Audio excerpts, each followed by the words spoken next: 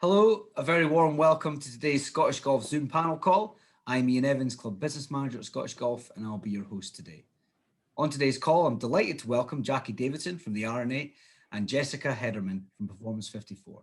On today's call, we are going to discuss the purpose, desired outcomes, and impact of the Women in Golf Charter, as well as taking a look at For Everyone, the public-facing campaign designed to support clubs to increase participation amongst women and girls. But before we get started, I'd like to give a quick introduction to Jackie and Jess. Jackie joined the R&A as Assistant Director of Golf Development in June 2017, having worked with Scottish Golf laterally as Head of Development for 6 years. In addition to supporting the golf development team's work with affiliates and overseeing the university and scholarship programme, a core responsibility is to manage the R&A's work in and around women and girls golf, including the Women in Golf Charter and For Everyone campaign and the Women in Golf Leadership Development Programme. Jessica joined Performance 54 as Account Director in January 2019, having worked at TaylorMade Adidas Golf, laterally as European PR Manager for 7 years. Currently, Jessica oversees client delivery for the R&A in FootJoy UK and Ireland, working closely with the R&A in its Women in Golf Charter and For Everyone campaign. This is only a brief snapshot of Jackie and Jessica's wealth of experience, and thank you to both of you for joining us today. The format of today's call will be a presentation from Jackie and Jessica, followed by a short Q&A. Jackie will take a look at the Women in Golf Charter, including the purpose, the desired outcomes, and the impact to date throughout the R&A's jurisdiction, while Jessica will talk through the key phases of the For Everyone campaign, outline the toolkit and assets that are available, and share how clubs can put these into practice to create their own campaign. Don't worry if you didn't get a chance to submit a question in advance, or if you have more questions during the call, you'll be able to submit your question in the Q&A function below. Just click on the button, type in your question, and I'll try and get to as many of them as possible. Okay, that's enough from me. Jackie, I'd like to hand over to you. Thank you. Thank you, Ian. We'll just share our screen. So thank you for giving us the opportunity to speak to you all today. As Ian said, I'll cover a little bit of the background to the Charter before handing over to Jess. And we've been working with Performance 54 for almost 18 months now.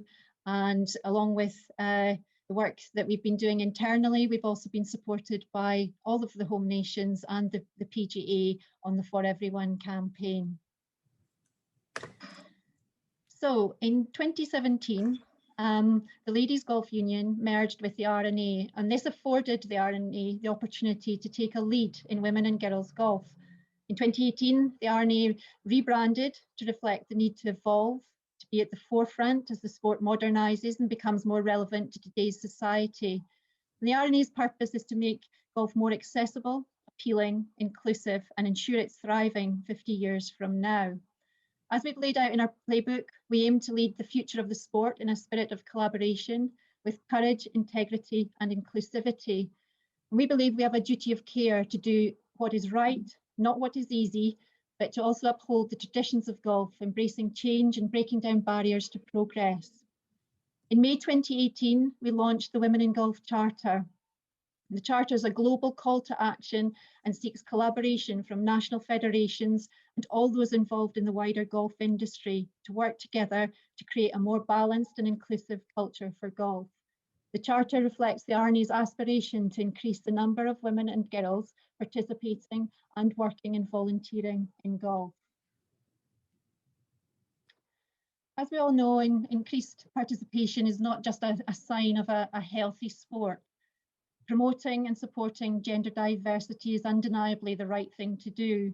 But up until recently, with participation dropping and the average age of membership within clubs going up, then we know that we not only need to change the product, but we also need to redesign the system. And arguably the pandemic has changed the potential opportunity in attracting new, younger audiences to the sport. An opportunity that has to be capitalised on and these new players, members retained. It's estimated that there are over 60 million golfers around the world and 30,000 golf courses. So in theory, we're not short of advocates for the sport or places to play. Research has also estimated that there are 9 million latent, i.e. potential female golfers around the world who are potentially worth up to $35 billion to the golf industry. But we also need to redefine leaders at all levels whose behaviours and attitudes set the culture and involve a successful and sustainable future for golf in 50 years' time. And with an international global reach, we believe that the RNA is best placed to take on this leadership role. To date, there are almost 1,000 signatories, including 60 national federations, over 800 golf clubs, and 40 other organisations across the industry. Within Scottish Golf, there are almost 250 golf clubs signed up to the Charter and who have committed their individual actions. So what do we believe this will achieve? So whilst the RNA are leading on the Charter, it is a charter for golf and for every organisation within the industry to take ownership of.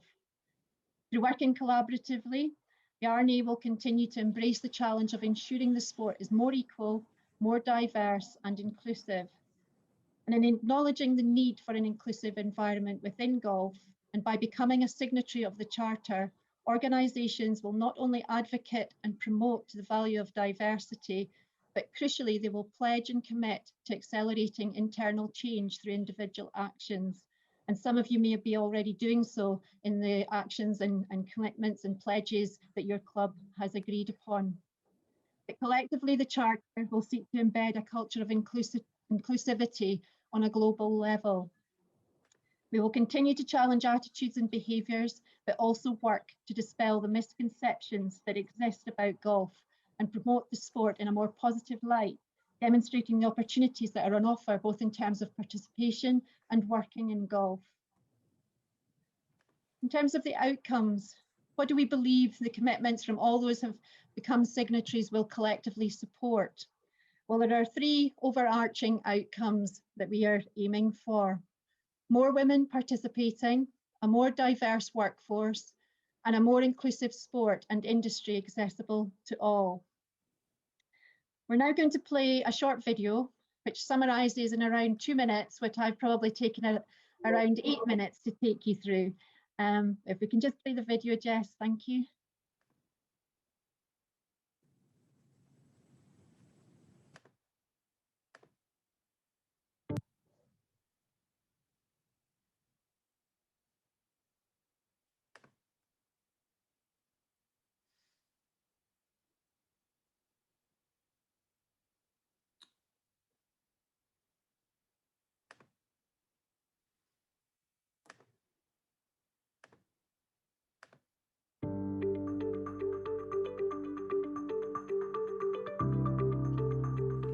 So the Women in Golf Charter was a call for action for the industry to really get behind promoting the number of women and girls playing golf and also the number of women and girls working in the game of golf. We believe that the way the game is going to develop in the future is more families, more inclusive. The Women in Golf Charter is trying to get the whole game of golf behind that initiative. We've worked very hard since we launched the Women in Golf Charter to get the major bodies involved. Now the new campaign, working with the home nations, PGA, is really to try and now take that to make it more relevant for golf clubs, to give them the toolkit that they need to be able to bring in more women and girls, keep them into the membership, keep them involved, and provide that sort of framework to really kick on and make a real improvement. I think it's extremely important to get more women and girls and boys into golf. You know, I try my best to be the best role model as I can. When I was younger, I saw, you know, like Laura Davis playing golf, and I just wanted to be like her and win tournaments like her. It's a great initiative, and if we can get more children into golf, I think that'd be awesome.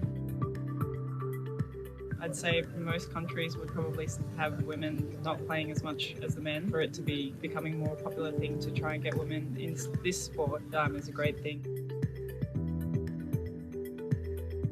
The more women and girls we can get playing the game, the more diverse we can get the game, the more family oriented we can get the game, the greater success the game will have.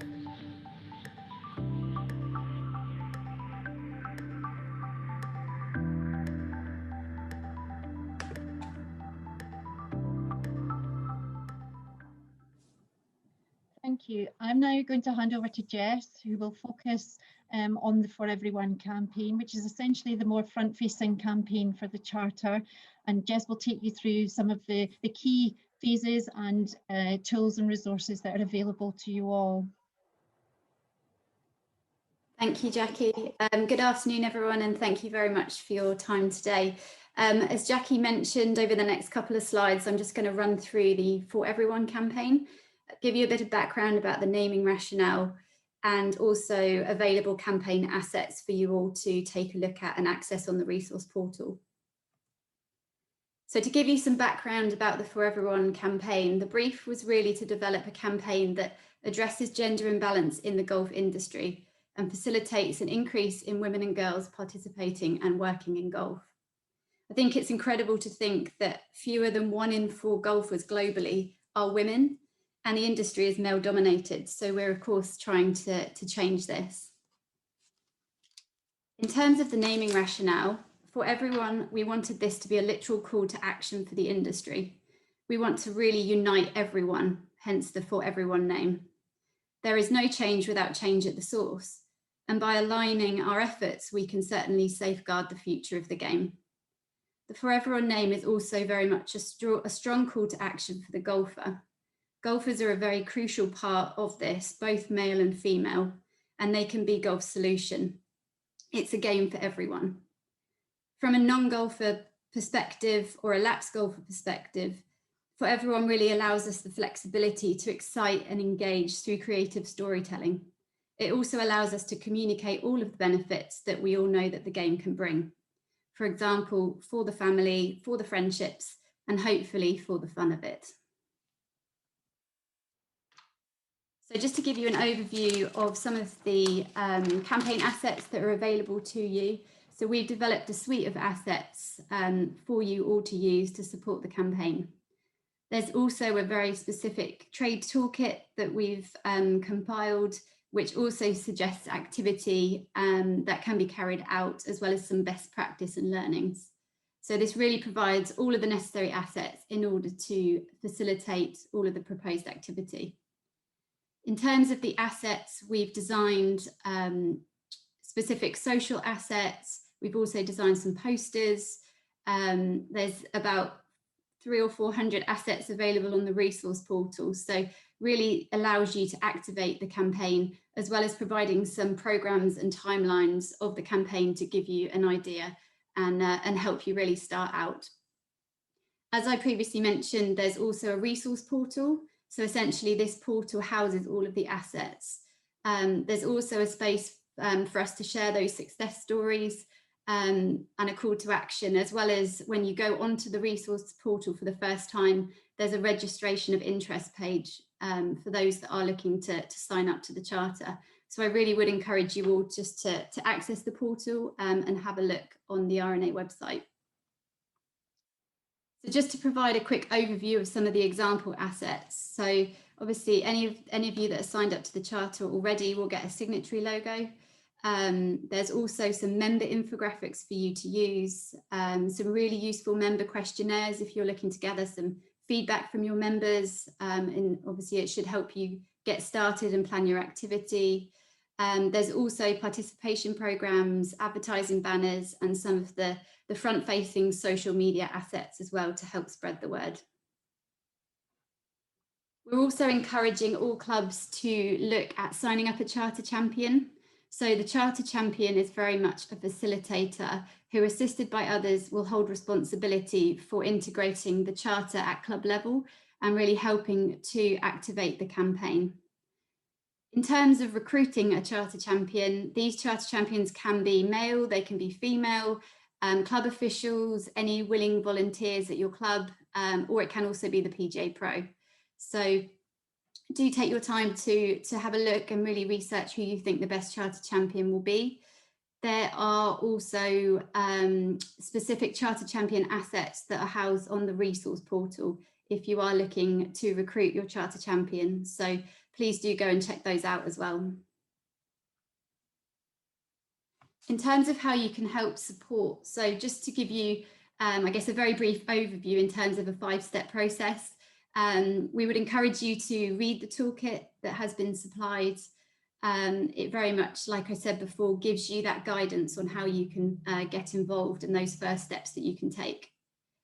Then, of course, register your interest. If you're not signed up to the charter, register it either via the resource portal or by all means contact your local Scottish Golf representative.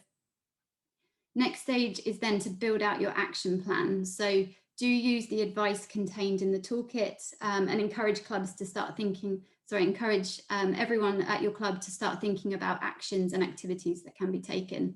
And of course, to do that, please do use all of the assets as and where you need to that are supplied on the resource portal.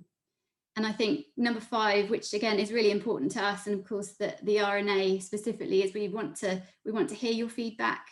By all means, speak to your representative, but there is also an email address that you can contact for everyone at randa.org.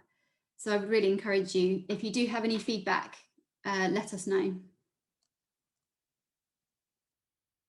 So this is just an example of some, basically a timeline that does currently exist in the toolkit, but just to provide you with an overview in terms of a timeline for the campaign, we've suggested some activity, a week by week activity timeline for you all to have a look through.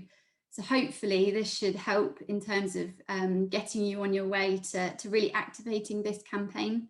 So I won't go through it in too much detail, but again, do check out this timeline and hopefully it should help to plan all of your activity as you all look to encourage more women and girls into the game. And then finally, just to give you, I guess, a heads up of what's to come. As part of the For Everyone campaign, we are also looking to launch a consumer phase of the campaign, which is set to launch in the next week or so. So the RNA will be leading a national consumer phase. Obviously, it's supported by all of the national golf associations and key stakeholders.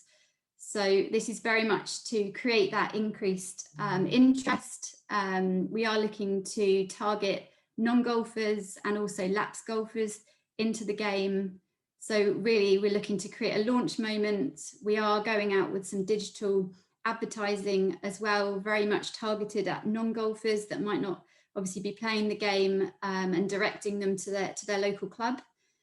We've also produced some really strong content, a series of 5 or 6 content pieces, which hopefully will encourage girls and women back into the game or look to take up the game as well. This will also be supported by a mix of marketing activity. We're looking to really drum up a lot of support via social media with all the influencers that are currently out there, as well as launching to the media. So there'll be a press release going out, and we're really looking to drive that interest so that we can drive a lot of women and girls into your clubs. So I think that's probably everything from our side. I guess the last thing from me is just to say it's really exciting to be a part of this initiative, and thank you all for your support.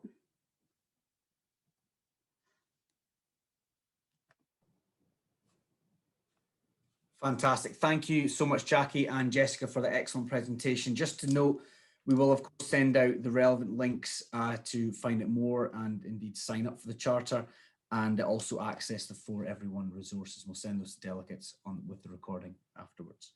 We're now going to move on to the Q&A section of today's call, where we're going to go through some of the pre-submitted questions from today's attendees. If you have any other questions that come to mind during the call, please do stick them in the Q&A function and I'll try and get to them. Well, Jackie, we'll jump right into the deep end. These are all come from golf clubs. And the first question is, what are the best ways of merging 2 sections of a golf club when the overriding thoughts are keep everything the same? Well, a good one to start off with. I think one of the key things that we are seeing is that the sort of one club model is providing increasing benefits to the golf club. And I think one of the key things is for a golf club to identify what those benefits might be. And they could be very different across different clubs. It might be that it will increase the number of people who would be willing to bring their skills to the table for committees, working groups, that you didn't perhaps identify before. It might mean that there is actually more, people feel more included in the decision making as a membership. And also some of the celebrations that you have within the club are, are jointly across both male and female. I think one of the key things that is in perhaps persuading your membership this is a route to take is to perhaps highlight some of the case study successes, and again we can help clubs with that in providing opportunities to talk to other clubs who've perhaps gone through this process. And I think first of all it's important to highlight that this doesn't mean that women can't play golf together and men can't play golf together either, that it's very much about making the club more vibrant and a thriving environment for both visitors and new audiences that you might be inviting in, plus absolutely supporting your existing membership. Okay, thank you very much. And Jackie, what are you seeing any particular early stage actions across the country regarding the For Everyone initiative? Yeah, so we've seen that some of the clubs who started to be early adopters of the information and taking some of the action planning, getting that up and going. It's helped to sort of bring the club together. They've maybe created working groups or a subcommittee to bring the action plan together, and then they've shared the tasks across the club. Many have worked really hard with their PGA Pro, but also their greenkeeping staff as well, perhaps preparing for an open day or a taster. And I think one of the key things that they've really been able to almost sit down, use some of the resources, and not have to go to the expense of trying to create any of that themselves. And really, we've for those clubs who don't have a marketing resource or a communications resource, we hope that we've provided that sort of really step-by-step guide, as well as those who are able to access some of that internal resource, or indeed buy that resource, then currently they can dip in and still use some of the assets that are there. So you will see when we launch the consumer campaign, where we've featured a number of clubs who have been doing some great things. And I think that whole appointment of a chartered champion doesn't mean that it falls on one person's shoulders, but it means perhaps they coordinate and help and support, and whilst others also are very much involved. So we have a number of clubs that are really raring to go, and I've already actually started to attract some new members. Excellent, thank you. And there are a small number of clubs in Scotland who are full. You even have a waiting list. How can these clubs make a constructive contribution to encouraging more women into golf? Well, I'm actually going to use a Swedish club, an example of how they have gone about it, and in working with their waiting list. They have a waiting list for both their juniors and their adults, so they're in an incredibly fortunate position. And what they do is that they provide coaching, or a program of coaching one evening a week, both for the juniors and the adult on separate evenings. And then they invite them to the club on a Sunday, where they can socialise within the club, and they also have the opportunity to go onto the course. And that seems to work very well for them. It does keep those that are on the waiting list engaged, but it also actually gives them a taste of the club, and it seems to work very well for them. And it also helps those that are coming down to the club to start to get to know some of the members before they're already, before they actually become a member. So that seems to be having a great deal of success. Fantastic, and no doubt improve the integration and retention. That's right. Of these new members by that early kind of affiliation. Fantastic. What's the number one thing that clubs can do to increase female participation? I wish there was one thing, but I think it's fair to say that it is about a sort of blend of interventions. However, I think the one thing that we can all do is to look at the sport, look at how we are promoting the sport, how we are making golf more appealing, And I think for clubs to remember that the first interaction an individual may have, whether that's male or female, with the club isn't likely to be when they turn up at the front door. It's actually beforehand. So, you know, what does the website look like? What information is there? What is it telling that person about the club? But also, you know, what does that you know, the person who is calling the club to find out more information, what sort of service are they receiving? And I think it's that overall sort of first impression that can really help in bringing, first of all, people to golf. But also, I think we all collectively have a bit of a role to play in celebrating what's good about the sport, the benefits of the sport, as well as trying to bust some of the myths and challenge some of those preconceptions of the sport. And I think that will actually break down some of the initial barriers, because for many women and girls, the barriers that exist are sometimes you know, things that we you know, if you're involved with the sport, you don't actually realize, you know, where can I park my car when I come? What do I wear when I come from my first group coaching session?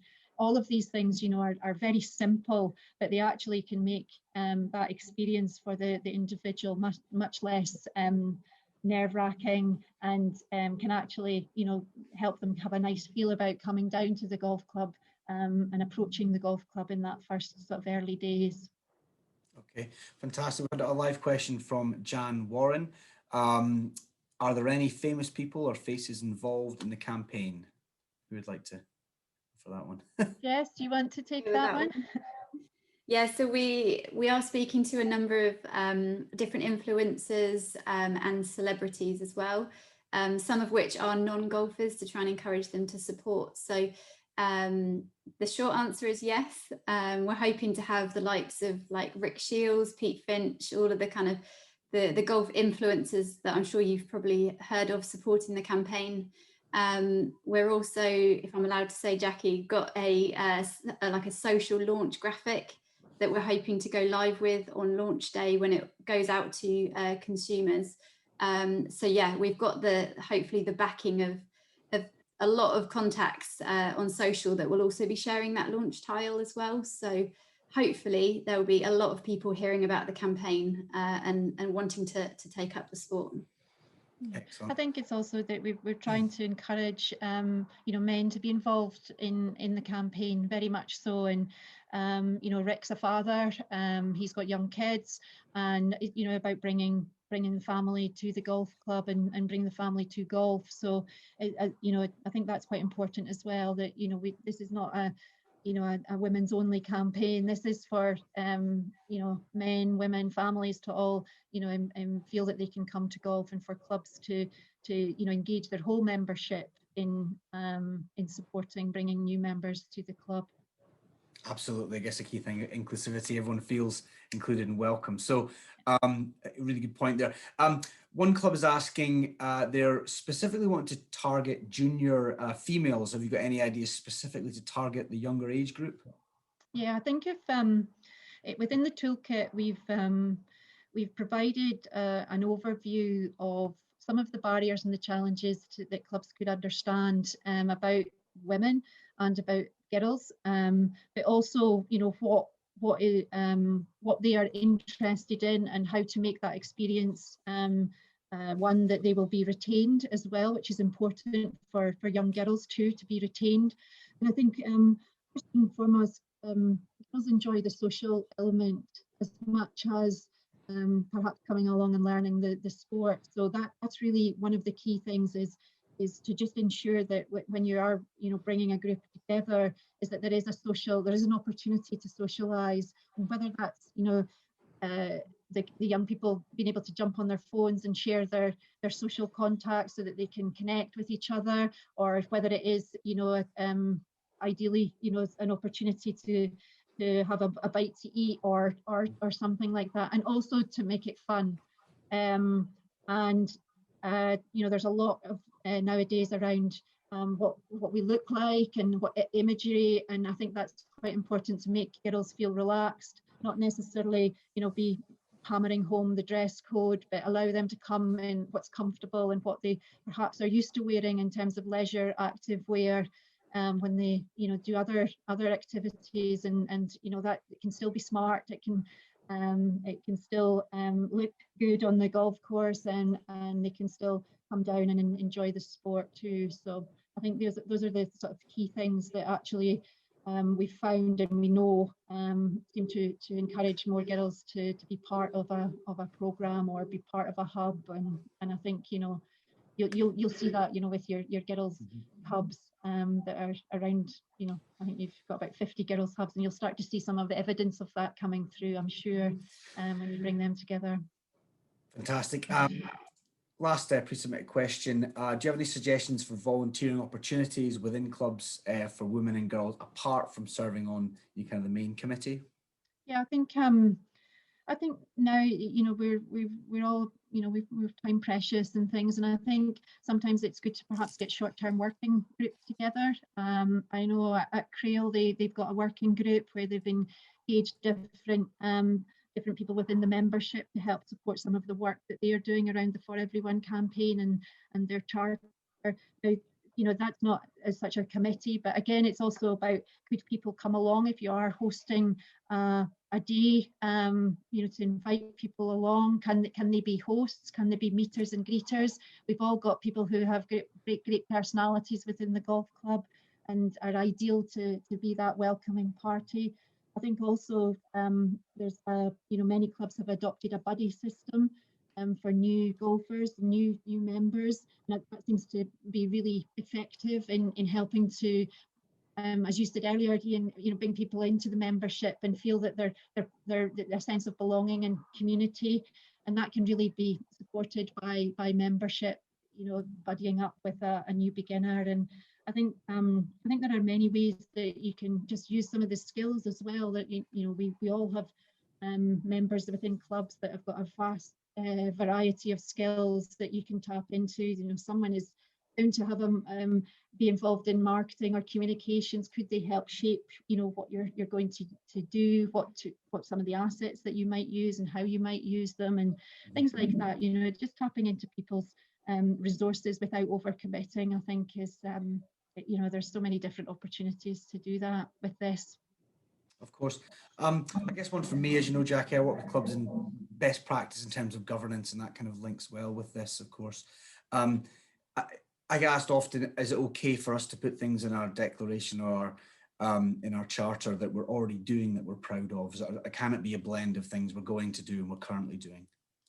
Yeah, absolutely, and I mean we really encourage that, because I think this is part of trying to challenge some of the myths and preconceptions of the sport, that often golf gets a really hard time as a sport, and actually what we need to do is celebrate all the good stuff that's actually happening and shout a little bit louder about all that good work, because throughout a huge number of clubs there's a lot of good, really positive actions being done and work being done by the membership, by the club managers, by the pros, and I think it's really important to actually see what you're doing already, and also to sit back and reflect that we are doing some good work here, as well as sort of then identifying what do we continue to do, and what perhaps would we like to maybe push ourselves a little bit more to take on board. So but one of the things I would say is that always these sort of commitments and pledges, they should be realistic, and they should be achievable, and that realism is around, have you got the resources to do it, whether that's people or money, and sometimes the smallest of actions can be as powerful as the sort of big ticket things that we tend to gravitate towards. Thank you. I'll go to one last live question from Fraser Downey, who asks, a lot of girls use driving ranges but never make the connection to a club. How can we promote our clubs at these facilities and bring them over to join us? Do you think there's that, if there are many standalone driving ranges, how can we make that transition from the range to the club, do you think? Yeah, I guess it's perhaps striking that relationship with the driving ranges and looking at, there's a good example down south called Three Hammers, which might be worth having a look at, where they they actually have the driving range, and they do have 1 or 2 holes on a short course where they run a coaching program, but they also then connect with the local clubs, and can they deliver that coaching program at the club to support the club and make the connection. And their ambition is always just to hand on the people who first come to the club. So it's whether you can start that relationship. I think that's certainly a very good example of a similar facility that does exactly that. Absolutely. Okay, well, ladies and gentlemen, that brings us to the end of today's Zoom panel call. We would like to thank Jackie and Jessica once again for joining us and for their valuable insight and expertise, which will no doubt have been extremely useful to all of our delegates on today's call. Don't forget, if you'd like to catch up on any of our previous webinars, you can watch them all on our website at scottishgolf.org. So thank you again for tuning in. Stay safe and a very good day to you. Thank you. Thank you.